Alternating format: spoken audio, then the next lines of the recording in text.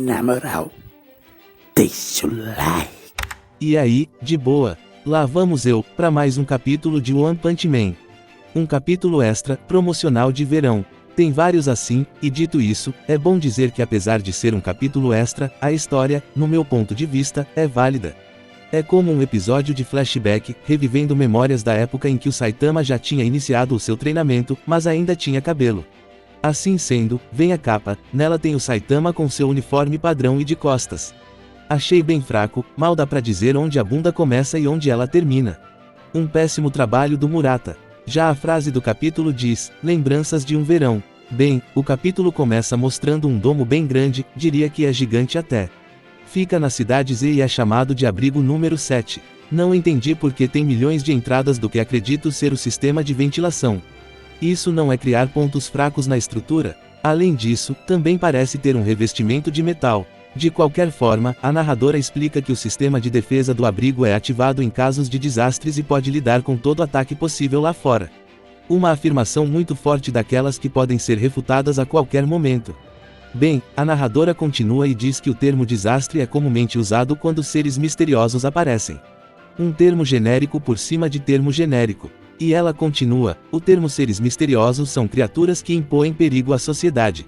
Gosto como é precisa a explicação. O quão perigoso é o desastre? O quão forte é o ser misterioso? O que é impor perigo à sociedade? De qualquer jeito, podemos ver as pessoas entrando de manada no abrigo.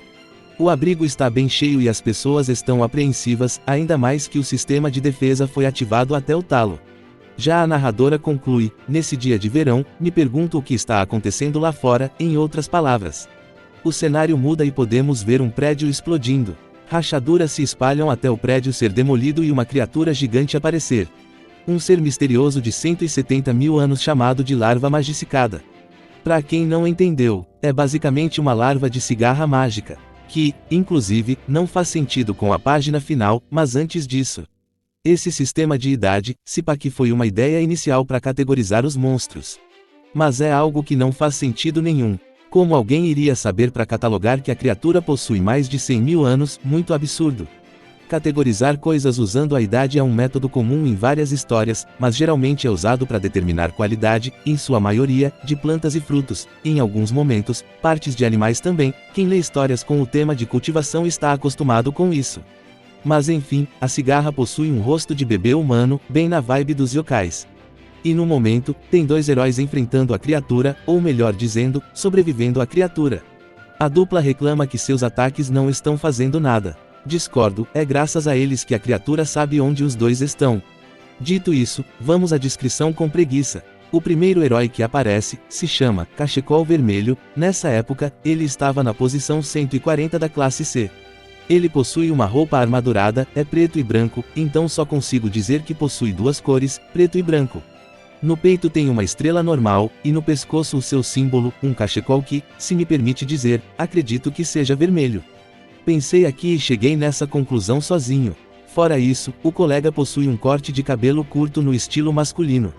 E dito isso, o segundo herói se chama Pós-graduação da pós-graduação e estava, nessa época, na posição 299 da classe C.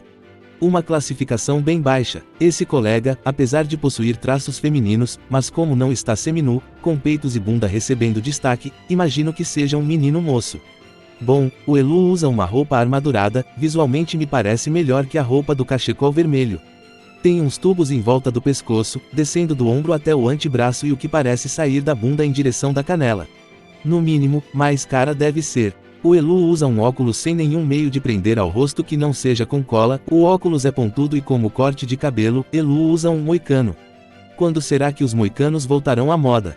Bom, essa dupla está sofrendo, mas de repente aparece um terceiro herói. Ele se chama a Lâmina da Escuridão, também usa uma roupa armadurada totalmente preta, possui muitos detalhes que na vida real a tornaria pesada demais para ser usada.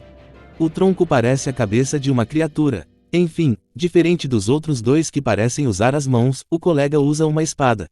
Uma espada bem legal para usar como enfeite. Mas bem, esse é o mais bem classificado já que está na classe B na posição 61. Ele parece um cara sombrio e sem dúvidas foi inspirado em um herói classe S, até o enfeite de cabelo o cara tem. Fora isso, ele possui um corte de cabelo curto, porém é mais longo, diria até que é um corte feminino. Ele usa sombra embaixo dos olhos e possui uma cicatriz em X na bochecha direita. Gostaria muito de saber como ele conseguiu essa cicatriz tão perfeita. Gostei desse cinto dele. Bem, o maluco se acha e já chega dizendo que vai pôr a casa em ordem. Deixe minha espada eliminar o mal impiedosamente, dilacerando tudo em seu caminho. Nesse momento a narradora retorna para falar o que eles são, os heróis profissionais. Mercenários escolhidos cuidadosamente pela Associação de Super-Heróis. Uma organização privada, claro que seria, fundada recentemente como uma medida de contra-ataque aos seres misteriosos. Sem querer, mas o governo do país não fornece ajuda para que exista a necessidade de uma empresa privada assumir a responsabilidade, e bom, quem leu One Punch Man sabe que a Associação de Heróis é uma merda. Muito boa em arrecadar dinheiro e proteger os ricos. Mas enfim, está aí, só não vê quem não quer. E um bom exemplo é esse, a dificuldade que a associação tem para avaliar a força de uma criatura é gigante. E as pessoas que muitas vezes têm que defender a população, acabam precisando de ajuda. O trio, Lâmina Negra, Cachecol Vermelho e Pós-Graduação da Pós-Graduação tomaram uma surra e tiveram que fugir para o abrigo. Aqui, a era dos seres humanos imortais começou. É também nesse momento que a sociedade mostra sua verdadeira face. As pessoas, no lugar de ficarem preocupadas, ficam agressivas criticando os heróis por terem falhado. No meu ponto de vista, é meio óbvio que, se o trio perdeu, é porque a criatura é mais forte. Ainda que exista a insatisfação do público, paga-se caro para ter um serviço e o serviço vem pela metade. Em relação às críticas, o Cachecol Vermelho já entregou os pontos e diz: a criatura é forte demais, bicho. Ninguém pode derrotar aquilo, vamos sentar e esperar que ele nos esmague. Já o Elu, apesar de estar pensando em trocar de profissão, revela que fizeram o que dava para fazer, o monstro é demais, mas pelo menos, resgataram e trouxeram algumas pessoas que estavam perdidas fora do abrigo. E apesar de tudo, ainda tem pessoas agradecidas aos heróis por essa ajuda. Enquanto isso acontece, o Saitama cabeludo aparece ao fundo, ele está usando uma roupa de treino, não sei se tem um nome em específico, uma camisa de manga longa e calça mais folgada, e um tênis de futsal da Nike. Saitama já estava meio porta nessa época. Às vezes me sinto igual a ele. Às vezes me vejo fazendo coisas que não queria, simplesmente porque não perguntei. Enfim, depois de entrar no abrigo, bem dizer no meio dele, só então o Saitama se ligou que estava em um abrigo. Ele ainda perguntou para ter certeza e uma moça confirmou: tu acha que um domo desse tamanho seria o quê? Um ginásio ou arrombado? Confirmando sua localização, Saitama explica que seguiu os heróis acreditando que seria levado até o ser misterioso. Gostaria muito de entender o que o Saitama estava pensando ao ver heróis claramente machucados liderando um grupo de mulheres e homens de várias idades e que, certamente, faziam comentários como: em breve estaremos no abrigo, o caminho é seguro, o ser misterioso está no outro lado. Junto ao cabelo, Saitama perdeu o pensamento lógico. De qualquer jeito, ao perceber que chegou no lugar errado, ele foi simplista. Só deu as costas e começou a sair. E estava dando certo até que alguém questionou o motivo dele estar indo contra a maré. Saitama revela e, de repente, uma nuvem escura atinge as pessoas. Acreditando que o Saitama estava desistindo de sua vida e por ser tão jovem, Japão está com falta. A galera se juntou para impedir que ele saísse. Isso poderia ser resolvido, tecnicamente, com ele dizendo: calma galerinha. Trabalho caçando monstros, só acabei aqui porque segui os heróis acreditando que estavam indo enfrentar o monstro. Mas, o pessoal está histérico demais para dar ouvidos, até os guardas chamaram. É nesse momento que acontece algo interessante. Já tinha visto esse capítulo antes, mas não tinha percebido essa cena. Enquanto o pessoal está tentando impedir que o Saitama saia, alguém mete a mão no cabelo dele e dá pra ver uma falha.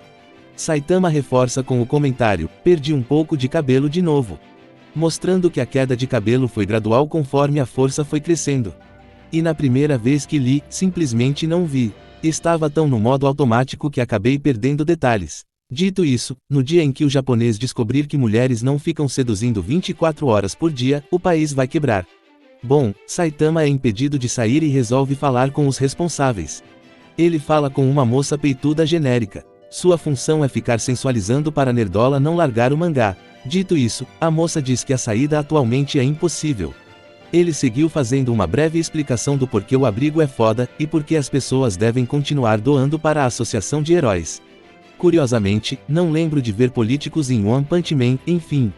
A moça faz um discurso sobre como o abrigo custou uma fortuna, uma fortaleza erguida para proteger a humanidade. O exterior foi projetado para absorver calor e imagino que frio também, além de ser projetado para absorver qualquer tipo de ataque. Acho que essa tradução não está muito certa. De qualquer forma, ela seguiu dizendo que nada pode arranhar esse abrigo e na entrada possui um sistema que pode identificar imediatamente qualquer ser que esteja se passando por um ser humano. E para resumir, ela está deixando claro que o abrigo é perfeito, sem falhas. Enquanto ela explica isso, o Saitama está preocupado porque tomou muito chá de cevada, o que me fez pensar ser uma camuflagem para alguma bebida alcoólica. Na verdade, realmente existe, e Saitama vai até a moça perguntar onde fica o banheiro, bem no momento que ela diz, esse abrigo não tem falhas. E a resposta é, não tem banheiro. Como um abrigo não tem banheiro?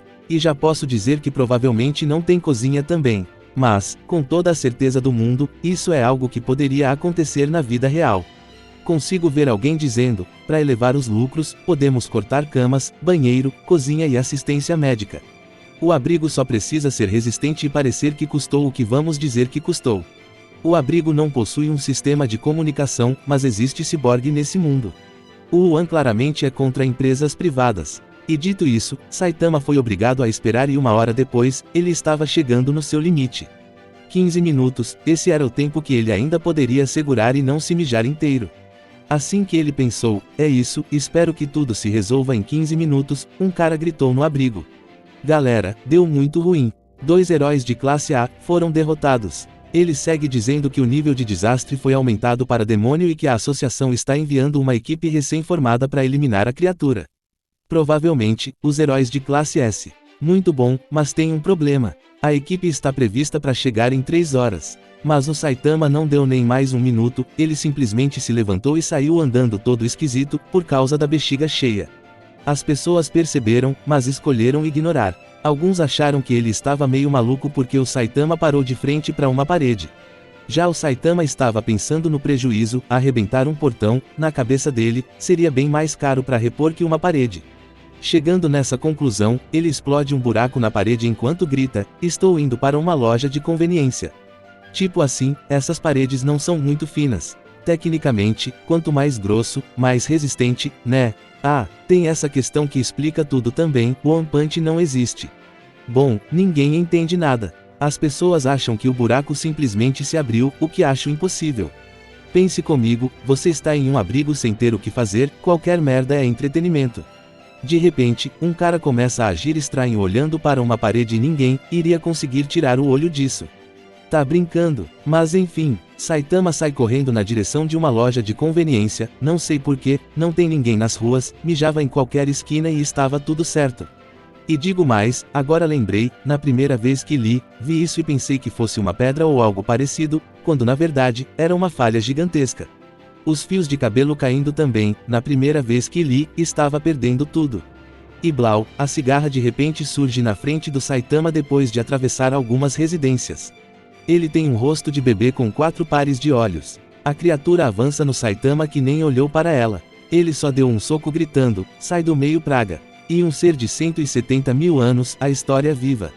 Foi exterminada assim, como quem mata uma formiga. Então avançamos para os dias atuais, onde temos o Saitama no topo de um prédio observando uma criatura misteriosa, magicada adulta de 170 mil anos.